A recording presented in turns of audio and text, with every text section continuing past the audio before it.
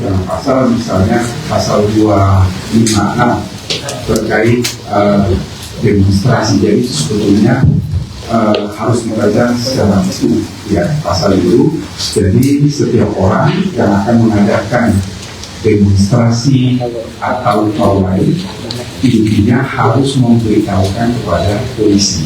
Kata-kata polisi itu adalah memberitahukan, bukan izin. Mengapa pasal ini harus ada? Ya, sekali lagi mengapa pasal ini harus ada?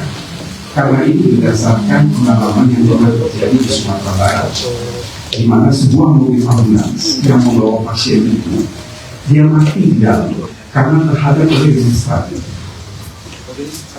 Jadi tujuan memberitahu ke aparat keamanan supaya bisa mengatur lalu lintas. Demonstrasi kita menjadi kebebasan berbicara, tetapi kita harus ingat juga bahwa ada hak dari pengguna jalan. Demonstrasi itu pasti akan membuat kemacetan lalu lintas.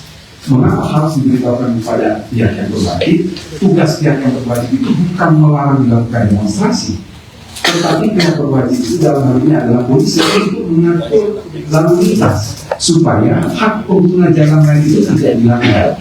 Itu intinya. Rupa-rupanya pasal itu tidak dibaca secara utuh. Jadi kalau saudara-saudara perhatikan pasal 256 itu, kalau saya penanggung jawab demonstrasi, saya memberitahu kepada polisi, timbul keonaran dari demonstrasi itu, saya tidak bisa dijerat pidana karena saya sudah memberitahu. Kalau saya tidak memberitahu, tidak terjadi kerusuhan, juga tidak bisa dijerat. Jadi pasal itu bahasanya itu adalah diimplikasi jika dan hanya jika tidak memberitahu dan menimbulkan keonaran. Cuman yang baca itu kan kadang-kadang tidak baca utuh. Kalau dia baca utuh tidak paham terus komentar. Itu yang bahayanya di situ.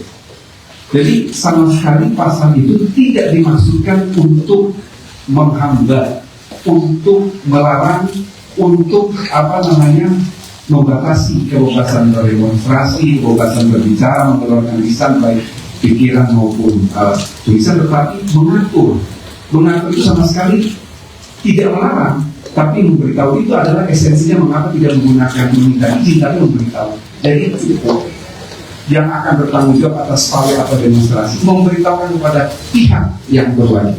Itu sudah selesai. Artinya dia sudah tidak bisa lagi dijerat dengan pasal itu. Itu maksud mengapa pengaturan mengenai unjuk rasa itu diatur dalam pasal 256 KUHP. Itu yang pertama.